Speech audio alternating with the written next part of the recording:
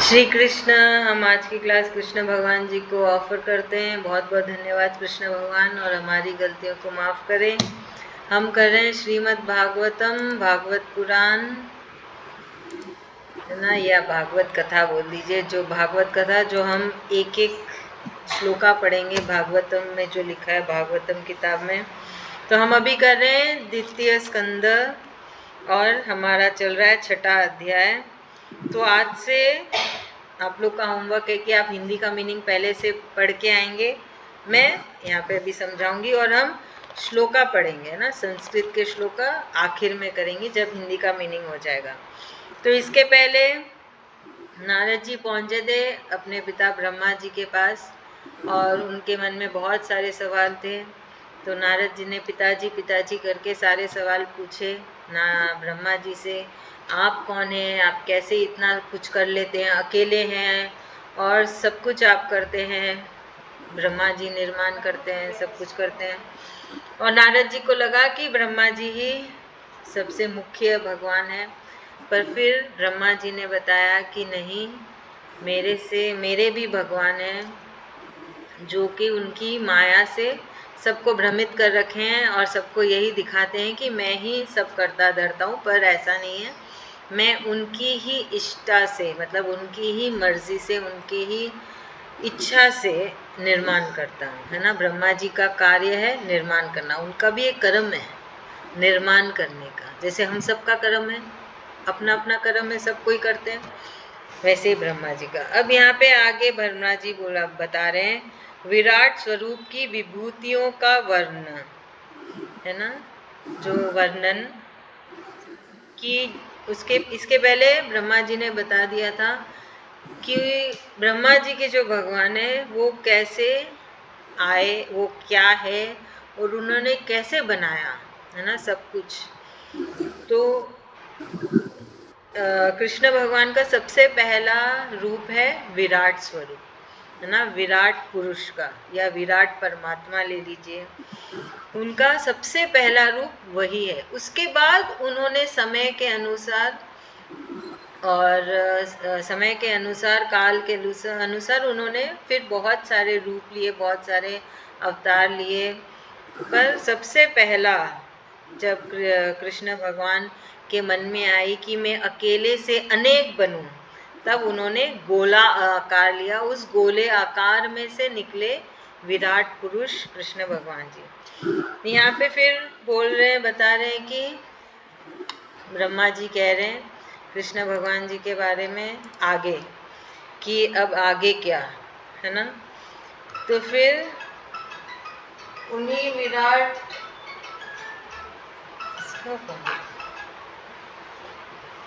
फिर आगे बोल रहे हैं कि फिर उस विराट पुरुष के मुख से निकली वाणी, और वाणी के अधिष्ठ देवता, मतलब वाणी का ध्यान रखने वाले देवता निकले अग्नि।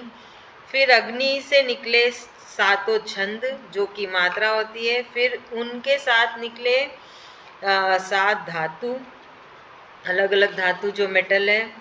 फिर विराट पुरुष ने बनाया कि अब सब बना, नए नए अवतार नए नए बनाते जा रहे हैं। तो फिर बने ना मनुष्य, पितर, देवता। अब इन सबको बनाया तो इनका आहार भी चाहिए, तो उन्होंने अमृत के समान बनाया अन्न, सारे प्रकार के रस बनाए, है ना। फिर रसेंद्रिय बनाए, मतलब कि जीभ, जिससे हमको रस मिलता है, स्वाद आता है। फिर उनके अधिष्ठात्री देवता वरुण को बनाया विराट पुरुष ने। वो सब कैसे बनाया विराट पुरुष ने? अपनी जीभा से। ये सब कृष्ण भगवान ने अपने विराट रूप में इन सबको बनाया, इनका उत्पन्न किया, है ना, इन सब का अवतार दिया, इन सबको बनाया। फिर उसके बाद नासा छिंद्रों से प्राण, नासा छिंद्र मतलब नाक, वहाँ से बनाया कृष्ण भगवान जी ने प्राण। फिर अपान, फिर व्यान, फिर उदान और समान, ये पांचों प्राण बनाए, जो कि आयुर्वेदा में इसका विस्तार में दिया गया है। फिर बनाया वायु, उसके बाद घ्राणेन्द्रिय से मतलब वही नाक से निकले अश्विनी कुमार, है ना। फिर उस अश्विनी कुमार के साथ साथ आए सारी औषधियाँ एवं सारे विशेष गंध उत्पन्न हुए, जो हमको भी नाक से ही गंध आता है, तो वो भी कृष्ण भगवान के नाक से ही ये सारे इंद्रियां बोल लीजिए या सारे गुण बोल लीजिए या सारे भाव ये सब उत्पन्न हुए। फिर उनके नेन्द्रिय से मतलब कि आँखों से, नेन्द्रिय से निकला, उन्होंने अपने नेन्द्रियों से निकाले रूप मतलब देखने की शक्ति, है ना, और तेज निकाले अपने आँखों से, और उनके नेत्र गोलक मतलब जो हमारे आँखों में काला काला है ना, गोलक गोल के समान, है ना, वहाँ से निकले स्वर्ग, और वो सूर्य भगवान की जन्म भूमि है। कृष्ण भगवान की आंखें सूर्य भगवान की जन्म भूमि है। तो अगर आपको याद होगा भगवत गीता में कृष्ण भगवान ने जब अपना विराट रूप दिखाया था, तब उसमें भी उन्होंने बताया था कि उनकी आँखों में हजारों सूर्य है ना, मतलब उनकी आँखें ही सूर्य भगवान का स्थान है, जन्म भूमि है। वो यहाँ पे भी फिर से आया जहाँ पे ब्रह्मा जी बता रहे हैं, है ना। फिर उनका कृष्ण भगवान का जो ये रूप है, विराट पुरुष का रूप, वो है ना सौंदर्य का खजाना है। तो जो सौंदर्य आता है, तो सौंदर्य सिर्फ मनुष्य में नहीं होता है, प्रकृति में बहुत सौंदर्य है ना, पेड़ पौधों में भी बहुत सौंदर्य है। तो ये सब आ रहा है विराट पुरुष के अंग से, उनके शरीर से सौंदर्य सबको दिया जाता है। गहनों में भी बड़ा सौंदर्य होता है, बड़ा अच्छे लगते, कोई कोई डिजाइन बड़ी प्यारी होती है। तो सौंदर्य किसी भी चीज से हम कनेक्शन कर सकते हैं। फिर आगे बोल रहे हैं कि सारे यज्ञ स्पर्श वायु, है ना, उनकी त्वचा से निकले, और उनके रोम में है उद्विज। उद्विज मतलब सारे पेड़ पौधे, जो हम सारे पेड़ पौधे देख रहे हैं वो सब कृष्ण भगवान के रोम से निकले हैं, रोम से निकले हैं, है ना। उनके रोम में है जन्म स्थान, ये सब द्विध्वज के। फिर कृष्ण भगवान का ये जो विराट रूप है वही एकमात्र है जो यज्ञ को संपन्न करते हैं। जो इतने सारे यज्ञ होते हैं उनका संपन्न करना सिर्फ कृष्ण भगवान के हाथ में ही है, और वो विराट रूप ही सारे यज्ञ को संपन्न करते हैं। फिर उनके केश, दाढ़ी, मूछ और नखों से निकले मेघ, मेघ मतलब बादल, बिजली, शीला मतलब पत्थर, एवं लोहा, ये आदि धातु, तथा ये सब उनके केश से निकले। फिर उनकी भुजाओं से क्या निकले? उनके भुजाओं से संसार की रक्षा करने वाले लोकपाल ये सारे प्रकट हुए, है ना। और फिर जो ये विराट पुरुष का चलना फिरना है वो किसका आधार है? भू भुव स्वः, भू भुव स्वः। तो भू क्या है? पृथ्वी, भुवा मतलब अंतरिक्ष, और स्व मतलब स्वर्ग। ये सब कृष्ण भगवान के चलने फिरने पे ही आधारित है ना। उनके चलने फिरने से ही इन सब का आश्रय मिलता है। तो फिर आगे बोल रहे हैं ब्रह्मा जी के उनके आगे अभी ये टॉपिक से निकल के अलग से कृष्ण ब्रह्मा जी ने एक लाइन डाल दी कृष्ण भगवान जी की स्तुति करते हुए कि, है ना, ऐसे चरण कमल अपने भक्तों की सारे भय दूर करते हैं, है ना, और उनकी रक्षा करते हैं और उनकी सारी कामनाओं को पूर्ण करते हैं। ऐसे भगवान को मेरा नमस्कार है। तो यहाँ पे अचानक से बोलते बोलते ब्रह्मा जी ने एक अलग से लाइन बोल दी कृष्ण भगवान जी की स्तुति में।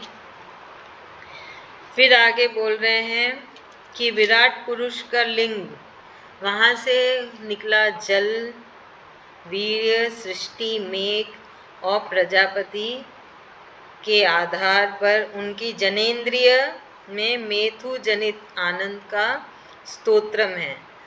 तो ये ये भी आप समझ सकते हैं। ये जो स्त्री पुरुष का जो संबंध होता है उसके बारे में बोल रहे हैं ना ब्रह्मा जी। फिर बोल रहे हैं नारद जी, विराट पुरुष की पायु इंद्र, मतलब अब जो ये शरीर है, सब जीवों के शरीर में जो जिन जिन जीव के शरीर में खाना जाता है तो उधर जहाँ से गंदगी निकलती है उस बारे में बोल रहे हैं। पायु इंद्र, जहाँ से पॉटी होता है वो वाली जगह, वहाँ पे है यम, मित्र और मल्याताका तथा गुद्दादार, हिंसा, निर्त्रेत्री। निर्त्रेती वो वाली देवी है, विनाशी देवी, दरिद्रता की देवी, उनका नाम है निर्त्रेत्री। मृत्यु और नरक का स्थान है। ये सब कहाँ है? मतलब अच्छाई भी कृष्ण भगवान से निकली है और बुराई भी उनसे ही निकली है, बस स्थान कौन से अंग से कृष्ण विराट पुरुष के से निकला है वो है। तो ये सब वहाँ पे ही है। तो ये देखिए यहाँ पे मित्र के लिए भी दिया है कि मित्र का स्थान भी किधर है? मृत्यु के पास, नरक के पास, यम के पास। क्योंकि मित्रता का भी एक सीमा होनी चाहिए। आजकल की मित्रता की कोई सीमा नहीं है। मतलब वो इतना समय बर्बाद वो करते हैं लोग, सब कुछ है ना अपना सिर्फ मित्र मित्र करके उधर ही घुसे रहते हैं। इसलिए ये स्थान कृष्ण भगवान के मल स्थान के पास है। तो बोलते हैं कि मित्र भी उधर ही है। आज के दिन मित्र बोलने से भगवान के समान हो गए ना। मित्र तो होना ही चाहिए, बिना मित्र कैसे आपका जीवन निकल रहा है। पर ऐसा कुछ भी नहीं है कि आपके जीवन में मित्र होना बहुत ज़रूरी है। वही कृष्ण उन्होंने बैलेंस करना चाहिए। तो ज़्यादा जो मित्रता होती है ना वो खतरनाक होती है। मतलब आप सब कुछ भूल गए, घर बार परिवार खुद को भी भूल चुके और मित्र के पीछे पागल हुए जा रहे हो, तो वो गलत होता है। इसलिए मित्र का स्थान भी पायु इंद्र के पास है। फिर उनकी पीठ में, अब कृष्ण भगवान जी की पीठ में से क्या निकला? पराजय, अधर्म, अज्ञान, ये सब कृष्ण भगवान जी की पीठ से निकले। फिर नाड़ियों से नद नदी। नद नदी, नद है जो पुल्लिंग वाली नदी, पुल्लिंग वाली नदी, नदी मत नदी नहीं, जो पानी का बहाव, जैसे ब्रह्मपुत्र। तो उनका बहाव क्या होता है? बहुत तेज और बहुत मोटा और ना बहुत आवाज वाला होता है। और नदी स्त्रीलिंग वाली नदी जो पतली धारी में है ना, हमारी गंगा जी ले लीजिए, यमुना जी ले लीजिए, तो वो नदी है। तो ये भी कृष्ण भगवान के नाड़ियों से निकले।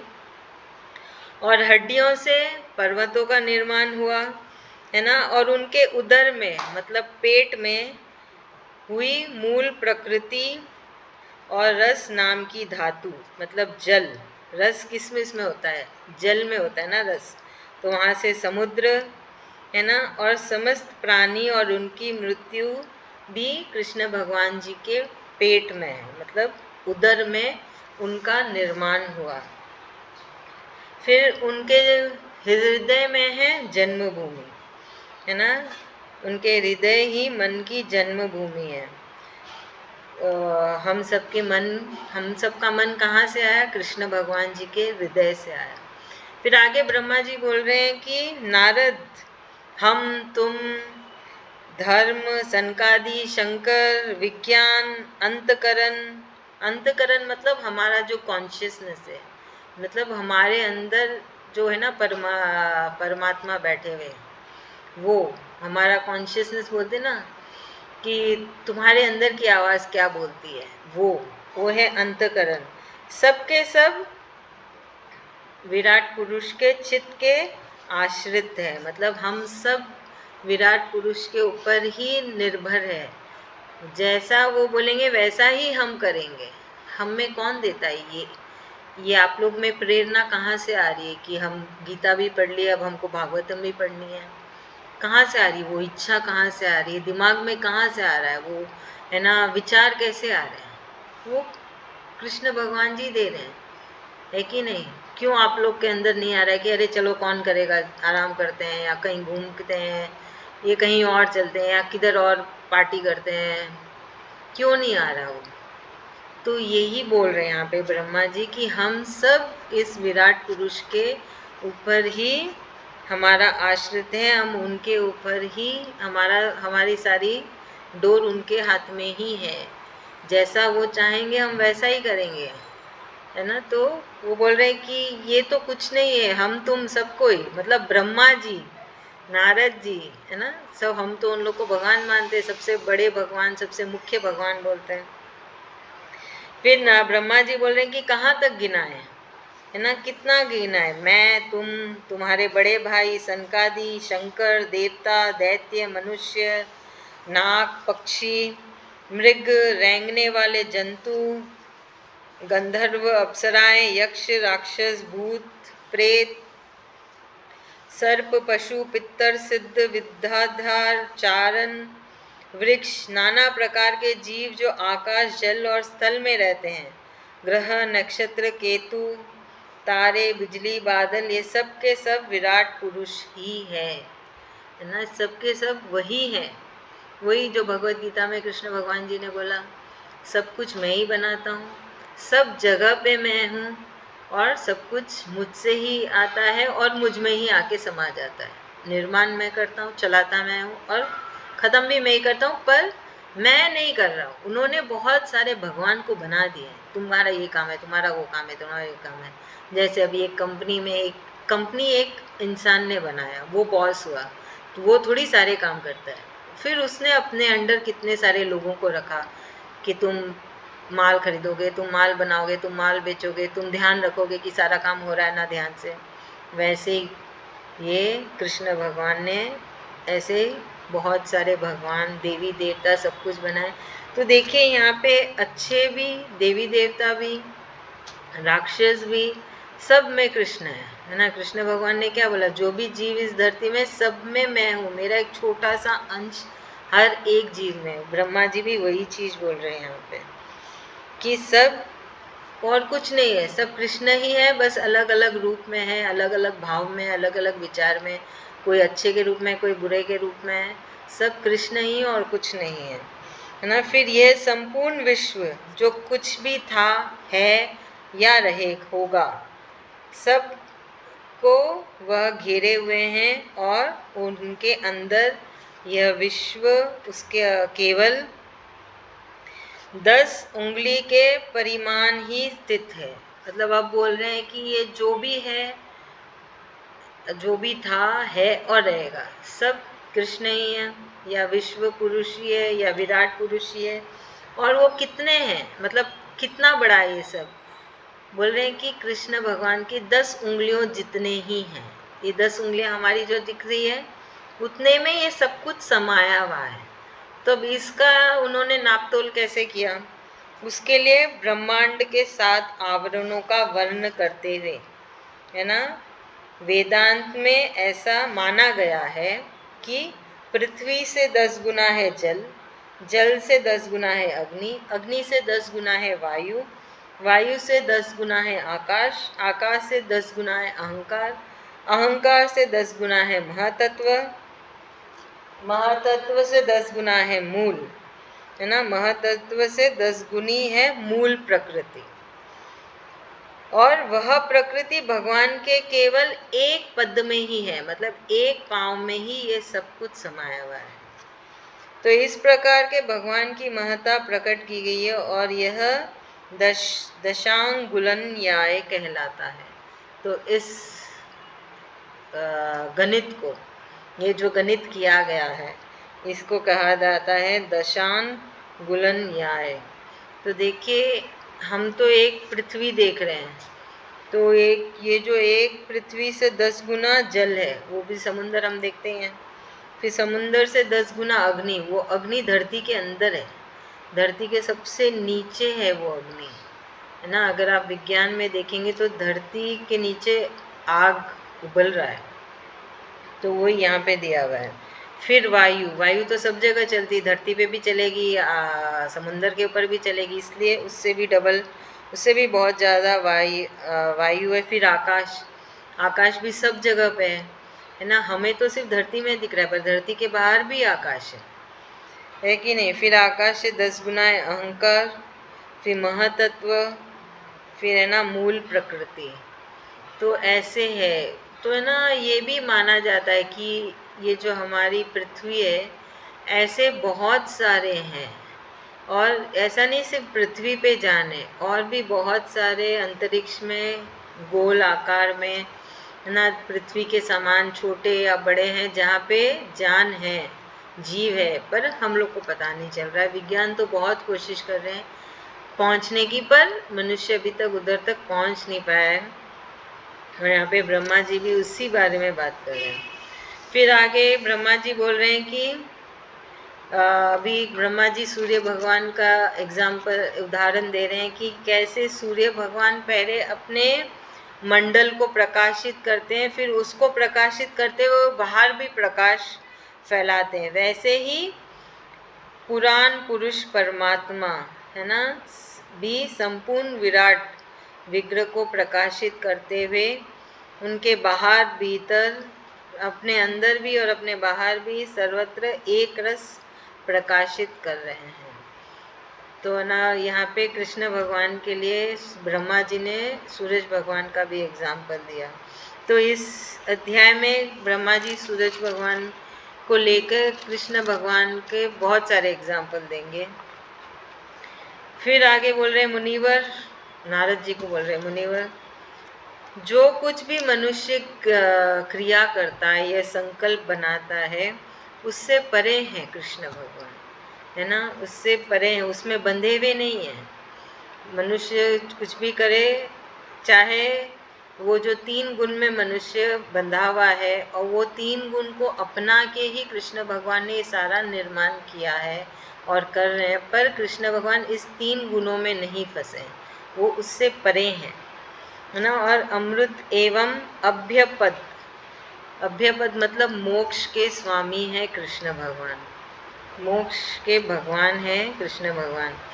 यही कारण है कि कोई भी उनकी महिमा को पार नहीं सकता, मतलब समझ ही नहीं सकता। बोले संपूर्ण लोग भगवान के एक पाद पत्र हैं, जो अभी बताया कि एक पाँव में ही, एक पाद पत्र में ही ये पूरा सब कुछ समाया हुआ है। तो सोचिए कृष्ण भगवान कितने विशाल है, कितने विराट है ना। हम तो उनको मूर्ति में देखते, तस्वीर में देखते, उनको अपने जैसा बना लिया, पर असल में कृष्ण भगवान बहुत इससे कई कई गुना हम सोच भी नहीं सकते वैसे हैं, है ना, जो हमको कृष्ण भगवान ने भगवत गीता में भी बताया था और कहा भी था। तथा उनके अशम मात्र लोक से ही लोक में समस्त प्राणी निवास करते हैं। मतलब एक छोटे से हिस्से में कृष्ण भगवान का एक, है ना, अंश मात्र मतलब कृष्ण भगवान का एक छोटा सा हिस्सा, उसमें ही ये जो पृथ्वी है, ये सब कुछ उसी में समाया हुआ है ना। फिर बोल रहे हैं कि भूलोक, भूवर लोक और स्वर्ग लोक के ऊपर है महर लोक, उसके भी ऊपर है जनलोक, तपलोक और सत्यलोक, है ना। और लोक में क्रमश वहाँ पे क्या है, जन्म है अमृत लोक, तो वहाँ पे अमृत है। फिर तपलोक में क्या है, कल्याण, तो वहाँ पे क्षेम है। फिर सत्य लोक में है सत्य, वहाँ पे सिर्फ सत्य है, तो वहाँ पे भय का कोई भी स्थान नहीं है, तो वहाँ भय निवास ही नहीं करती है ना। वहाँ पे भय निवास ही नहीं करती, क्योंकि वहाँ पे तो सिर्फ सत्य ही सत्य है। तो सत्य लोक में सिर्फ सत्य है, इसलिए कोई भय नहीं। जब हम झूठ बोलते तभी तो हमको भय होता है ना, कि हमारी झूठ पकड़ी जाएगी, हम पकड़े जाएंगे। तो ये सत्य लोक में सिर्फ सत्य है, तो वहाँ पे भय का कोई भी स्थान नहीं। फिर आगे बोल रहे हैं कि जनलोक, जो कि अमृत लोक है, वहाँ पे ब्रह्मचारी निवास करते हैं। तप लोक जहाँ पे कल्याण है, वहाँ पे वानप्रक्ष निवास करते हैं। और सत्य लोक में सन्यासी लोगों का निवास है।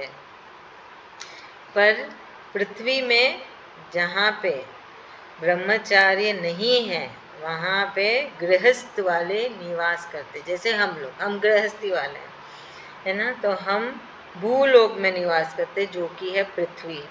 फिर भूहर लोक, तो मनुष्य, पृथ्वी, भूलोक, भूवर लोक है अंतरिक्ष, और स्वर्ग लोक, में निवास करता है, मतलब पहले पृथ्वी में आता है, फिर अपने कर्मों के हिसाब से या तो उसको भूवर लोक मिलता है या स्वर्ग लोक मिलता है ना। सो फिर बोल रहे हैं कि शास्त्रों में 2 मार्ग बतलाए गए हैं, क्या चीज के लिए?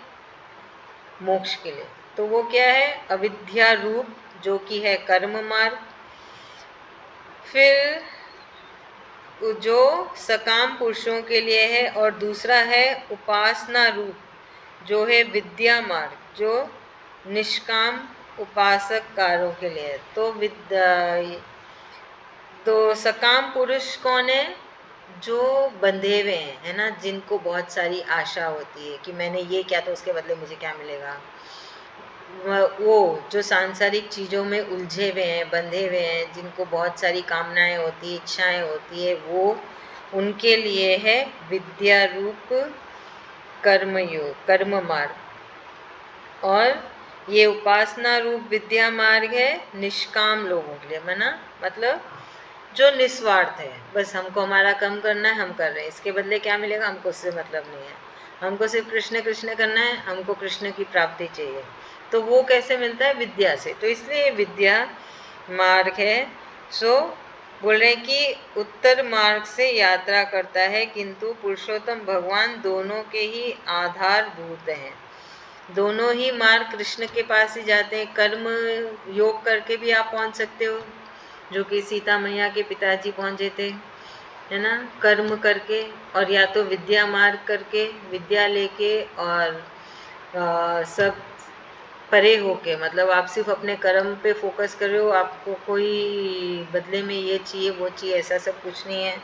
तो बोले कि कोई भी मार्ग ले लो, सब पहुंचते हैं कृष्ण के पास ही, भगवान के पास ही पहुंचते हैं। फिर बोल रहे हैं कि जैसे सूर्य अपनी किरणों से सबको प्रकाशित करते हुए भी सबसे अलग है, वैसे ही परमात्मा है जो एक अंडिक, कृष्ण भगवान जी ने अंडे के रूप में इस पृथ्वी को बनाया और पंचभूत बनाया, उन इंद्रिय को बनाया, गुणमय को बनाया, फिर भी वे इन सब से परे हैं, इनके अंदर हैं, कृष्ण भगवान इन सब के अंदर हैं और उनके रूप में भी समाये हुए हैं, पर फिर भी ये कृष्ण भगवान इनके अंदर नहीं फंसे हुए हैं, है ना। वो अतीत है, अतीत मतलब वो पहले जैसे थे अभी भी वैसे ही है।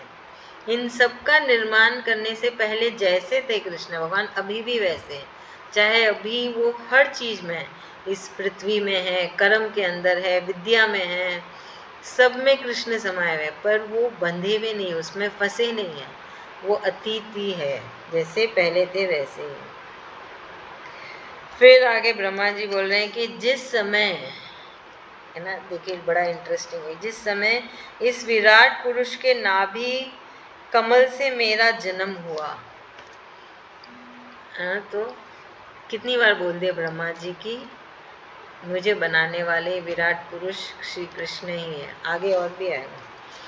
उस समय पुरुषों के अंगों के अतिरिक्त मुझे और कोई भी यज्ञ की सामग्री नहीं मिली। अभी अगर हम यज्ञ करते तो हमको कितनी सारी सामग्री चाहिए ना, कितना सारा सामान चाहिए, उससे हम यज्ञ करते हैं। तो ये उस समय की बात बता रहे ब्रह्मा जी, तब कुछ भी नहीं था, सिर्फ वो थे अकेले ब्रह्मा जी कमल के फूल में बैठे हैं। अब उनको कुछ नहीं पता है मुझे क्या करना है क्या नहीं, कोई दिख भी नहीं रहा है, हर तरफ पानी, अंधेरा, काला, और वो अकेले बैठे हैं। तो उनको ध्यान लगाना था, उन्हें यज्ञ करना था, तो वो क्या करते? बोले कुछ नहीं था, तो मैंने इस विराट पुरुष के अंगों से ही यज्ञ कर डाला, क्योंकि भगवान स्वयं ही यज्ञ पुरुष है। कृष्ण भगवान का दूसरा नाम है यज्ञ पुरुष। तो बोले तब मैंने उनके अंगों में ही यज्ञ के पशु, यूप, स्तंभ, कुकुश मतलब पवित्र घास, फिर यज्ञ भूमि, यज्ञ के योग्य उत्तम काल की कल्पना कर ली।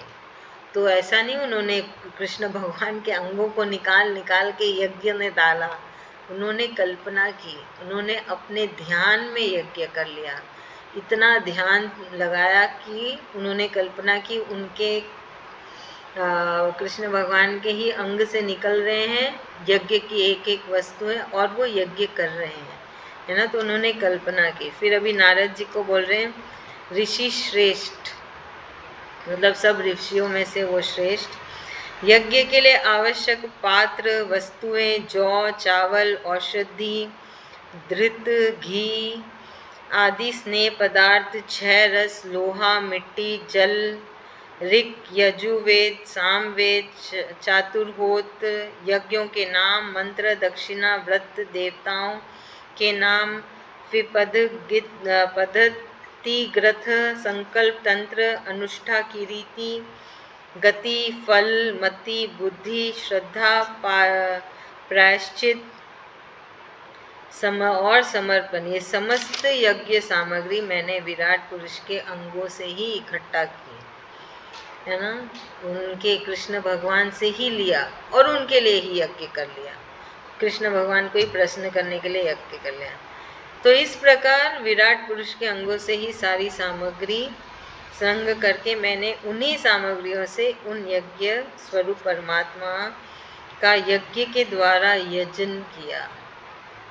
तो फिर आगे बोल रहे हैं कि तदंतर तुम्हारे बड़े भाई, अब बोल रहे हैं कि नारद जी के जो बड़े भाई हैं, इन 9 प्रजापतियों ने भी अपने चित्त को, है ना, पूर्ण समाहित करके विराट एवं अंतर्यामी रूप से स्थित उन पुरुष की आराधना की।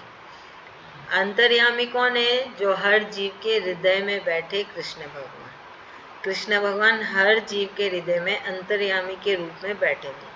तो बोल रहे हैं कि तुम्हारे बड़े भाइयों ने भी, जो कि है 9 प्रजापति, वो भी अंतर्यामी के ऊपर अपना चित्त लगा के उन्होंने ध्यान किया। क्योंकि उस समय तो कोई फोटो नहीं थी, कोई मंदिर नहीं था, कोई मूर्ति नहीं थी, कुछ भी नहीं था, ना कोई किताब थी, ना कोई ग्रंथ था, ना बुक थी। तो कैसे कि भगवान है ना, कैसे फोकस कैसे करें?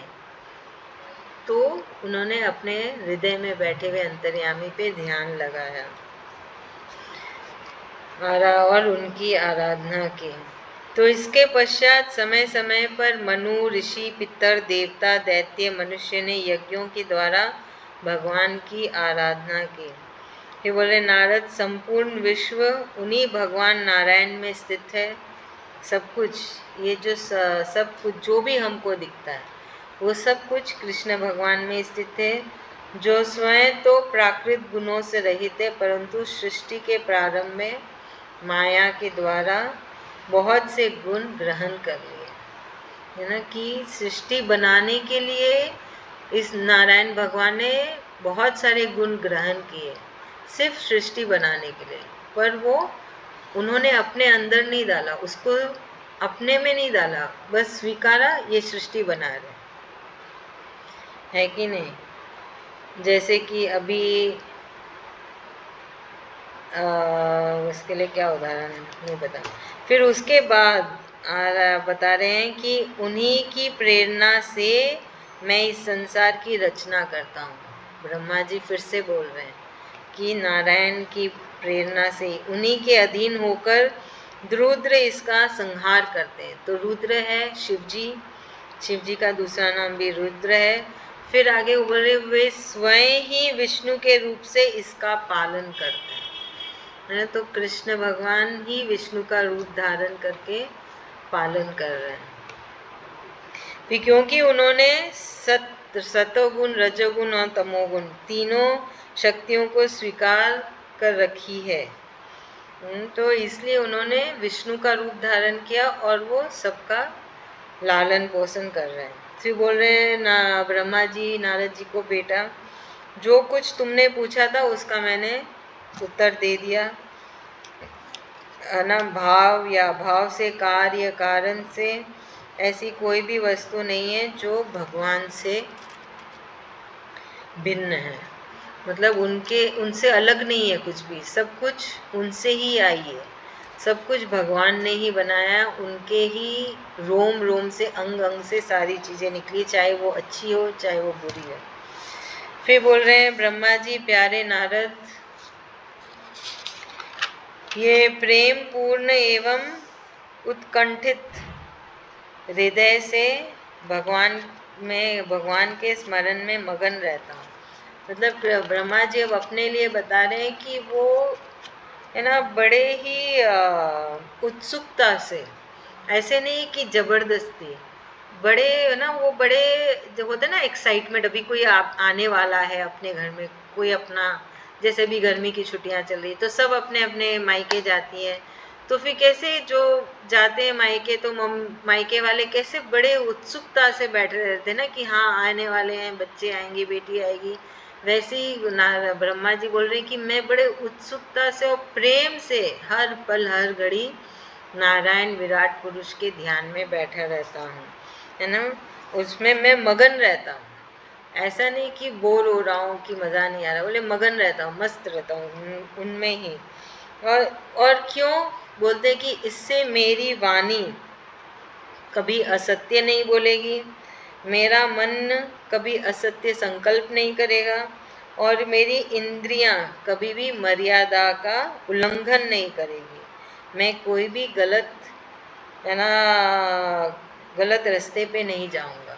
इसलिए मैं उन पे हमेशा ध्यान लगा के रहता हूँ, कृष्ण भगवान के ऊपर ध्यान लगा के रहता हूँ। तो जब हम भी कृष्ण कृष्ण करेंगे तो हमको भी कृष्ण भगवान जी इन सब से हमें आशीर्वाद देंगे और हमें भी बचा के रखेंगे कि हम असत्य ना बोलें, है ना, गलत कर्म ना कर दें, या गलत कोई विचार ना आए हमारे अंदर। तो इसलिए ब्रह्मा जी बोल रहे हैं कि मैं इसलिए हमेशा उन नारायण पे ध्यान लगा के रहता हूँ।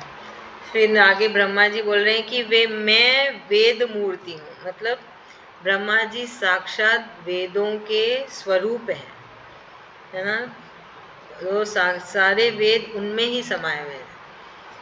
फिर बोले कि मेरा जीवन तपस्यामय है। ब्रह्मा जी तो हमेशा ही तपस्या करते रहते हैं, इसके पहले भी वही बोले कि मैं मगन रहता हूँ, ध्यान लगा के रहता हूँ। फिर बोले कि बड़े बड़े प्रजापति मेरी वंदना करते हैं और मैं उनका स्वामी हूँ, क्योंकि ब्रह्मा जी ने सबको बनाया तो वो उनके स्वामी हुए, भगवान हुए। पहले मैंने बड़ी निष्ठा से योग का सर्वांग अनुष्ठान किया था, मतलब संपूर्ण तरीके से योग का निष्ठान किए, तो उनको बनाया था बड़े प्रेम से, परंतु किसी समस्या के कारण वो परमात्मा के स्वरूप को नहीं जान सके, है ना, मूल कारण, मतलब किसी समस्या के कारण, क्योंकि वे तो एकमात्र भक्ति से ही प्राप्त होते हैं, है ना। तो कृष्ण भगवान सिर्फ प्रेम से ही प्राप्त होते, भक्ति से ही प्राप्त होते हैं। तो देखिए ब्रह्मा जी भी बोल रहे हैं, और बहुत पुरानी कहावत भी है ना कि कृष्ण भगवान तो खाली प्यार के भूखे, प्रेम के भूखे, ऐसा हमने बहुत सुना है। तो वहाँ ये भी यही बोल रहे हैं ब्रह्मा जी भी। भक्ति क्या है, भक्ति का मतलब क्या है, प्रेम जो भगवान से करते हो आप, तो उसको भक्ति कही जाती है। फिर बोलते मैं तो परम मंगल में एवं शरण आए हुए, अभी वो बोल रहे हैं कि वो किसको प्रणाम करते हैं, ब्रह्मा जी है ना, किन भगवान को प्रणाम करते हैं, तो बोलते हैं कि जो शरण आए हुए भक्तों को जन्म और मृत्यु से छुड़ाते हैं, उन परम कल्याण स्वरूप भगवान के चरणों में मैं नमस्कार करता हूँ, है ना। तो कृष्ण भगवान जी को वो प्रणाम कर रहे हैं, नमस्कार कर रहे हैं। फिर बोल रहे हैं कि उनकी माया की शक्ति अपार है, जैसे आकाश अपने अनंत को नहीं जानता, वैसे ही कृष्ण भगवान भी अपने महिमा को विस्तार में नहीं बता सकते। क्यों नहीं बता सकते, क्योंकि कृष्ण भगवान अपने भक्तों के हिसाब से लीला करते हैं, अपने भक्तों के लिए वो कुछ भी करते हैं, है ना। ऐसा नहीं कि बंधे हुए हैं, जैसा उनका भक्त वैसा उनकी लीला है। इसलिए बोल रहे हैं कि उनकी महिमा का वो भी विस्तार नहीं कर सकते, वो भी नहीं जानते हैं। ऐसी स्थिति में दूसरे तो क्या उनका पार ही कैसे सकते हैं, है ना। ऐसी स्थिति में कैसे कोई बता सकता है कि कृष्ण क्या है, कैसे हैं ना, कौन क्या बोल सकता है। फिर आगे बोल रहे कि मैं, मेरे पुत्र, तुम लोग, शंकर जी भी उनके सत्य स्वरूप को नहीं जानते हैं, तब तो दूसरे देवता उन्हें जान ही कैसे सकते हैं। तो कोई नहीं जानता है कि कृष्ण भगवान असल में क्या है, कैसे है, कहाँ से आए। यही बोल रहे हैं, उनका बचपन कैसा था, कौन उनको बनाया, कोई नहीं जानता। ब्रह्मा जी बोलते मैं भी नहीं जानता, तुम भी नहीं जानते, तुम्हारे बड़े भाई भी नहीं जानते, शंकर जी भी नहीं जानते। ये सबसे मेन वाले भगवान हो गए। तो बोलते कि बाकी देवी देवता कैसे जान पाएंगे। हम तो बोलते हैं कि हम सब कृष्ण के माया से मोहित हो रखे हैं, है ना। उनके बनाए हुई रचना से जगत को ठीक ठीक समझ भी नहीं पा रहे, उनकी रचना, उनकी माया को भी नहीं समझ पा रहे हैं। और बोल रहे हैं कि बस अपनी अपनी बुद्धि के अनुसार, है ना, टटोलते रहते हैं, है ना, अटकल लगाते रहते हैं कि क्या है कृष्ण, क्या है नारायण, क्या है विराट पुरुष। बस बोलते हैं अपनी बुद्धि के अनुसार सब कोई टटोलते रहते हैं, अटकल लगाते रहते हैं कि अच्छा ऐसे होंगे कृष्ण, ऐसे होंगे नारायण, ऐसे होंगे विराट पुरुष, है ना, ऐसे होंगे परमात्मा। तो बोलते असल में तो कोई कुछ नहीं जानता है, किसी को नहीं बताया है कृष्ण ने। फिर आगे बोल रहे ब्रह्मा जी, हम लोग केवल जिनके अवतार की लीलाओं को गान ही करते रहते हैं, उनके तत्व को जानते ही नहीं है। वही जो अभी मैंने बोला कि कहाँ से आए, कैसे आए, कैसा, मतलब जैसे अभी एक बच्चे का बचपन एक माँ जानती है पूरी तरीके से, माँ बाप जानते हैं कि हाँ ऐसा बचपन है, ऐसे आया ये बच्चा ना, वैसे वो सब कोई नहीं जानता है कि कैसे आए कृष्ण, क्या था उनका बचपन, किसने बनाया, किधर से आए, वो सारी चीज़ें, तत्व, वो कोई नहीं जानता। उन भगवान के चरणों में मेरा नमस्कार है, कृष्ण भगवान के चरणों में। तो बोल रहे हैं कि वे अजन्मा पुरुषोत्तम है ना, उनका कोई जन्म हुआ नहीं, तो जन्म नहीं हुआ तो मरण कैसे होगा। जो जन्मा है उसकी मृत्यु निश्चित है, पर कृष्ण भगवान जन्मे नहीं, वो हैं, वो हमेशा से ही हैं और हमेशा ही रहेंगे ना, उनका कभी कोई जन्म नहीं हुआ है। प्रत्येक कल्प में स्वयं अपने आप में ही, अपने आप की ही वो सृष्टि करते हैं, मतलब वो बनाते हैं, वो रक्षा करते हैं और फिर वो संहार भी कर लेते हैं, है ना। वो माया के लेश से रहित है, मतलब माया के अंश से। चाहे सबसे बड़ी शक्ति कृष्ण भगवान की है योग माया, पर फिर भी कृष्ण भगवान उससे परे हैं। ठीक है मेरी शक्ति है, पर वो कृष्ण भगवान को नहीं छू सकती है, ना कृष्ण भगवान उनसे प्रेरित होते हैं।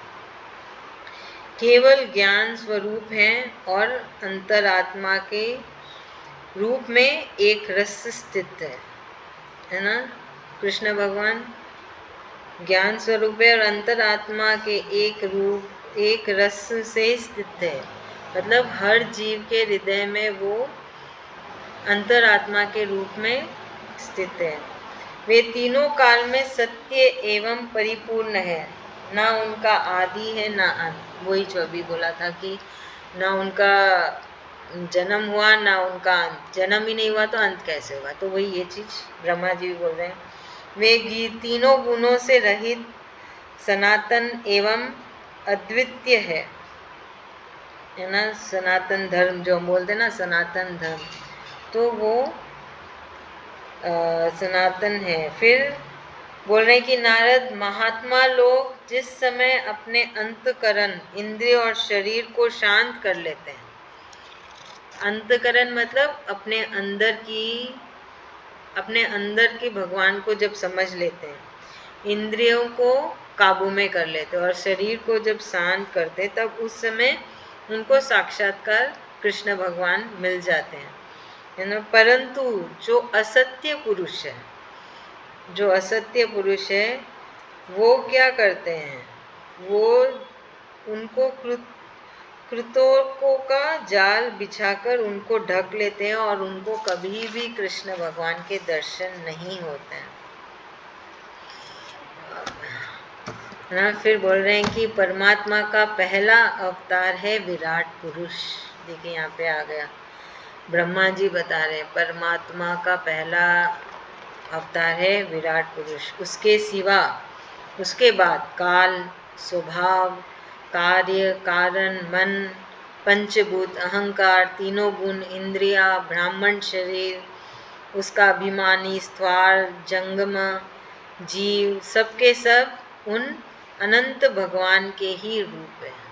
पहले आए विराट पुरुष के रूप में, उसके बाद इन सब रूप में आए। इन सब के जैसे जैसे ना जरूरत थी वैसे वैसे कृष्ण भगवान जी ने अपना रूप बदला, नाम बदला, अवतार बदले समय के अनुसार।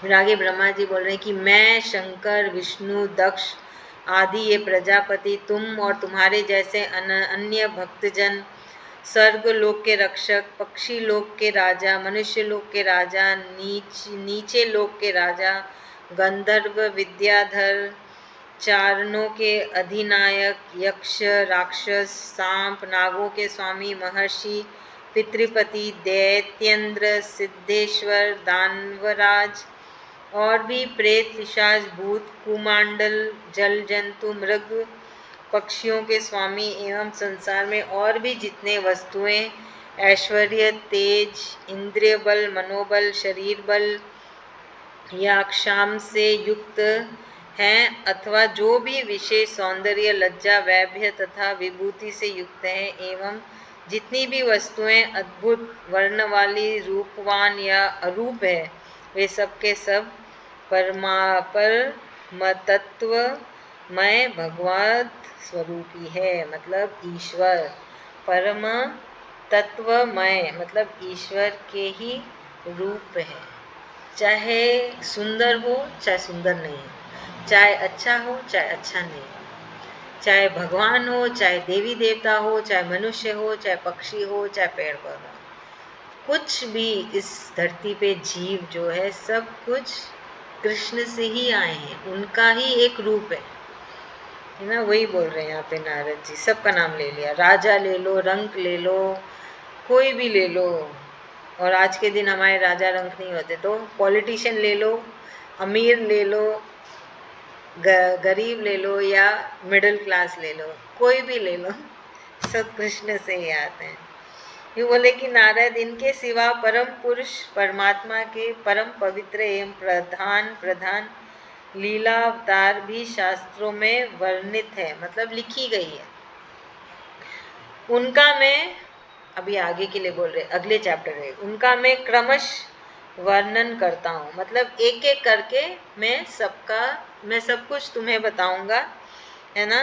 उनके चरित्र सुनने में बड़े मधुर एवं श्रवेंद्रिय के दोषों का दूर करने वाले हैं, मतलब जो तुम अगर सुनोगे, अभी मैं जो तुमको बताऊंगा, तो जो सुनने से पाप लगता है ना, यहाँ पे ब्रह्मा जी एक बात बता रहे हैं कि कुछ करो नहीं, तुम अगर कुछ गलत सुन भी लेते हो तो भी पाप चढ़ता है, तो वो पाप मिट जाएगा अगर तुम आगे की कहानी सुनोगे जो मैं तुम्हें बताने वाला हूँ, है ना। तो बोले कि तो फिर बोले कि तुम सावधान होकर इसका रस लो, मतलब ध्यान से सुनना, है ना। यही बोल रहे हैं, ध्यान से सुनना और उससे आनंद लेना, उसको मजे से सुनना, उसको सुनने से तुम्हें बड़ा आनंद आना चाहिए, रस मिलना चाहिए।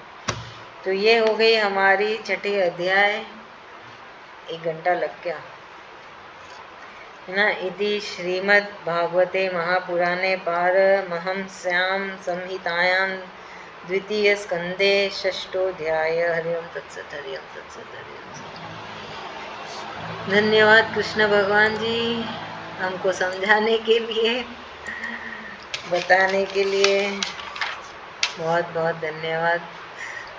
आप सबका भी, कृष्ण भगवान का भी, और भूल चूक गलती माफ करे कृष्ण भगवान। चलिए बढ़िया। अभी आप सरोज भाभी, आप पढ़ना चालू करेगा, 10-10 करके पढ़ लीजिए ना। थैंक यू बीना भाभी।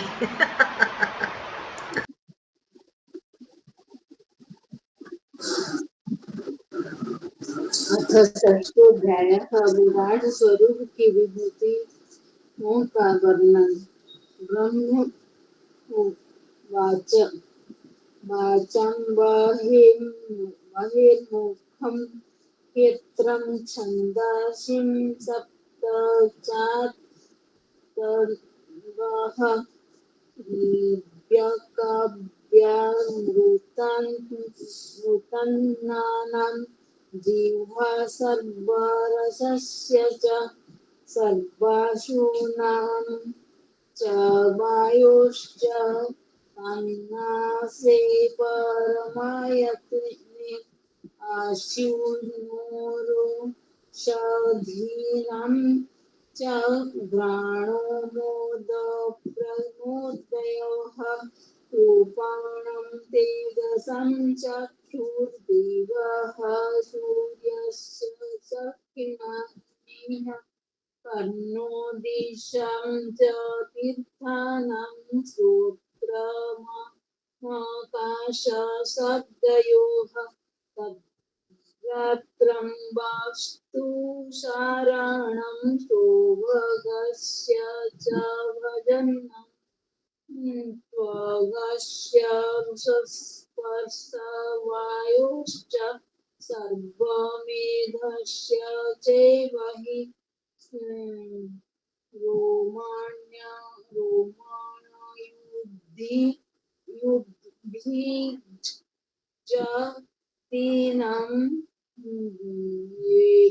एवं यज्ञस्तु सम्भूतः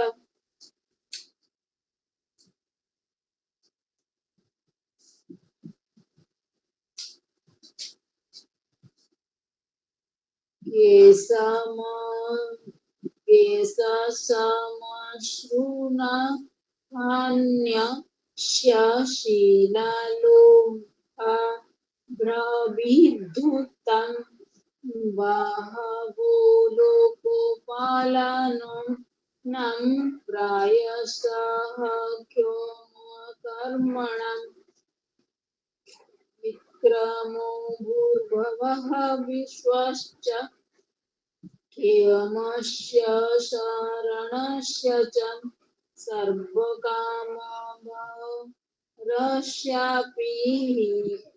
हरिः सचरण आस्पदम् आपं वीर्यस्य सर्गस्य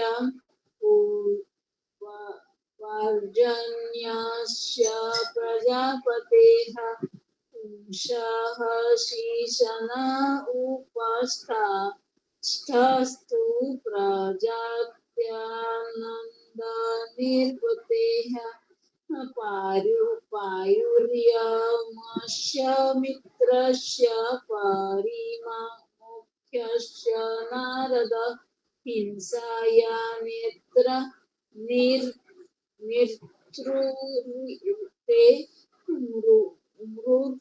मृत्योनिरायस्य बुधः स्मृतः पराभूतेराधर्मस्य तमसश् चापि पश्चिमः नाड्यो नदीनां तु गोत्राणामस्ति संहत्यतिः अव्यक्तरससिन्धूनां भूतानां निधनस्य च उदरं विदितं पुंसहृदयं मनसः पदम् धर्मस्य मम तुभ्यं च कुमाराणां भवस्य च विज्ञानस्य च सत्त्वस्य परस्यात्मपरायणम् अहं भवन् भवश्चैव त इमे मुनयो व्रजाः शूरशरनरनागः खगामृगसरीसृपाः गन्धर्वापसरुषो यक्षरक्षो भूतगणोरगाः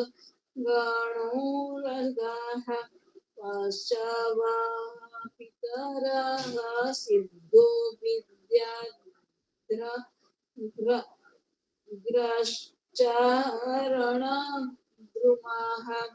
अन्ये च विविधा जीवा जलस्थलनभूकसः ग्राहक्ष्य ग्राहर्घ्यकेत वस्तरांस्तडिताः स्तनायि नवाः सर्वं पुरुष एवेदं भूतं भव्यं भवश्च यत् तेनेदमावृतं विश्वं वीतस्तेमाधीतिष्ठति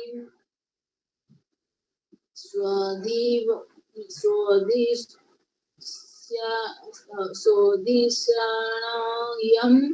प्रतपन् प्राणो बहिश्च प्रेतपत्यसो एवं विराजं प्रतपंस्तपत्यन्तर्वाहिं पुमन् सोमृत्स्याभयशेषो यदा त्यगत् महिमे स ततो ब्रह्मन् पुरुषस्य दुरत्ययाः पादेषु सर्वभूतानि पुंसः स्थितिपदो विदुः अमृतं क्षममभयं त्रिमुग्धाधायि मूर्धषु पादस्त्रयो बहिश्चां सन्तः प्रजानाम्य आश्रमाः अन्तस्त्रीलोक्याशत्वपरो भूयमेधो बृहद्व्रतः श्रुतिविचक्रमे शासनानाशने उभ विद्या च पुरुषस्तु भयाश्रयाः। और दो तीन पढ़ ले तो कितना अच्छा से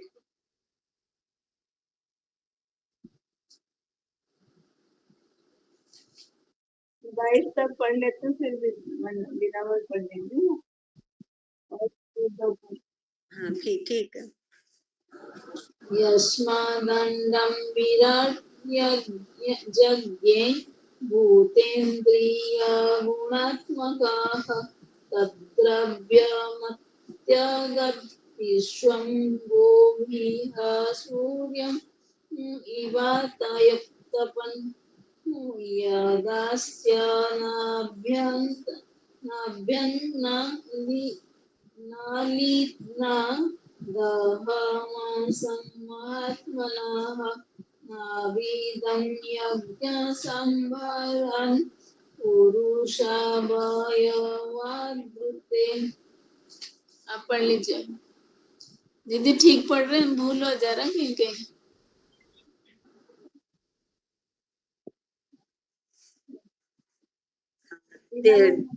हाँ 23 से ना, तेषु यज्ञस्य पशव स्वनष्पतय कुशः इदं च देव यजनं कालश्चोरुगुणान्वितः वस्तुन्योषधयः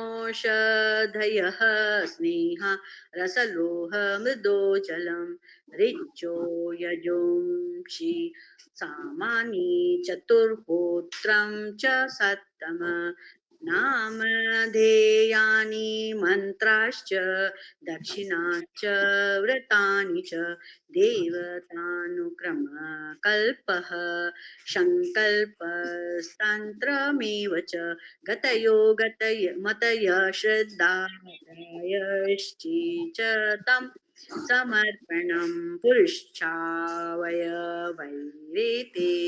संहारः संवृता मया इति संवृत संहार पुरुषावयवर वैरहं तमेव पुरुषं यज्ञं तेनैवायजमीश्वरम् ततस्ते भ्रातर इमे प्रजानां पतयो नव अयजन् व्यक्तमव्यक्तं पुरुषं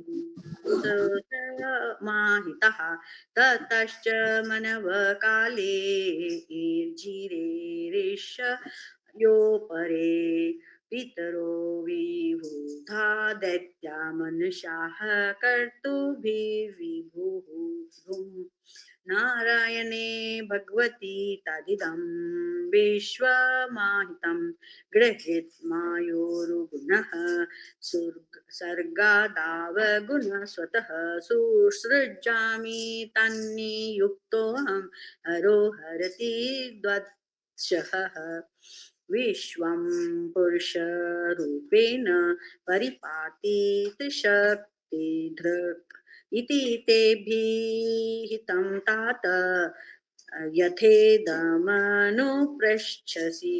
नान्यद्भव भगवतः किञ्चित् भाव्यं सदसदात्मकम् न भारतीमेघमृषोपलक्ष्यते न वै क्वचिन्मे मनसो मृषा गतिः न मे ऋषिकानि पतन्त्यसत्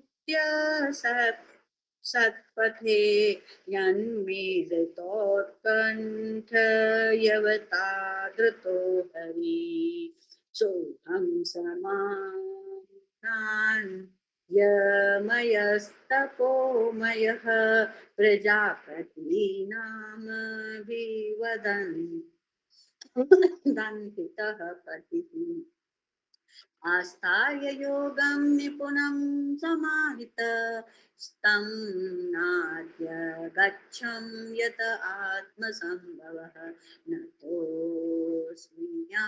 तच्चरणं समीयुषां भवक्षितं स्वस्तययन् समुत्मङ्गलं यो यात्ममाया विश्विभवम् स्म पर्यगात् यथा नभस्वान्तमथा परेतुतः नाहं न यूयं यत्तां गतिं विदुः न वामदेव किमुता परेशुरः तन्मायया मोहितबुद्धस्त्विदम्ब तं विनितं चात्मसमं विचक्षमहि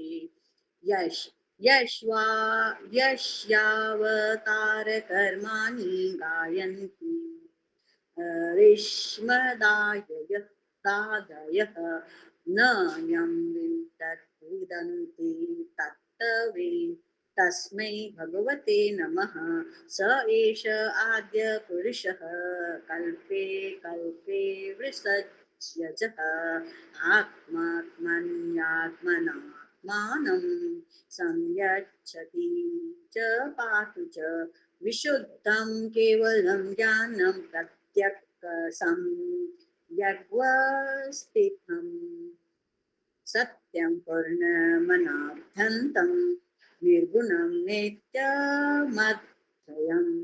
विषेवेदन्ति मुनय प्रशान्तात्मेन्द्रियायशः याशयः यदा तदेवासक्ता कैस्तिरो हि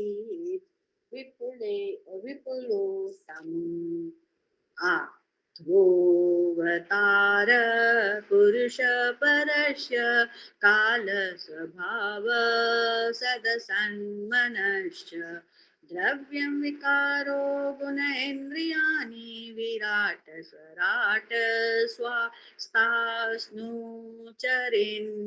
चरिष्णु भुम्नः अहं भवो यज्ञ इमे प्रजेशा दक्षादयो ये भवदादयश्च स्वर्लोकपालः खगलोकपालः नृलोकपालः स्थललोकपालः गन्धर्वविद्याधरचारणेशा ये अक्षरक्षोरगणाः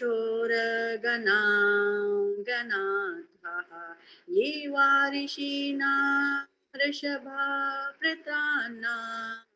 दैत्येन्द्र सिद्धेश्वर दानवेन्द्रः अन्ये च ये प्रेत पिशाच भूत कृष्माण्डयादो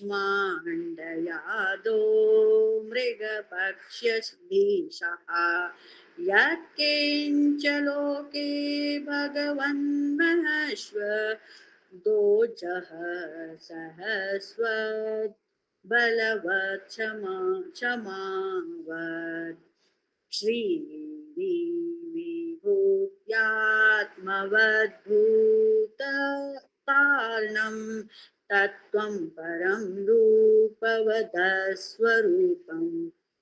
प्राधान्यतो यादृश आमनन्ति लीलावतारान् पुरुषस्य भुम्नः आत्मीयतां कर्णकषाय शोषा ननु क्रमिष्येत इमान् सुपेशान् इति श्रीभागवते महापुराणे पारमहंस्यां संहितायां द्वितीयस्कन्धे षष्ठोऽध्यायः।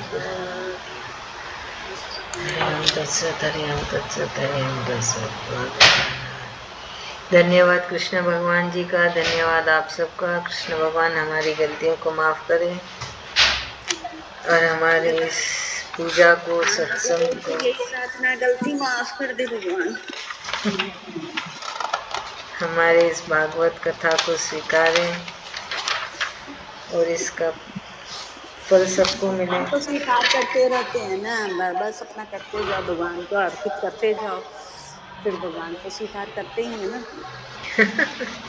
हाँ सही बात है। और अगला अध्याय तो बहुत बड़ा है। फल की इच्छा तो करना नहीं है, निष्काम कर रहे हैं सब कुछ, तो फिर वो तो फल खाली करते जाओ बस। हाँ करते नहीं कर जाओ। रहे हैं, कैसे कर रहे हैं, क्या कर रहे हैं, तो वो तो पता ही नहीं है ना।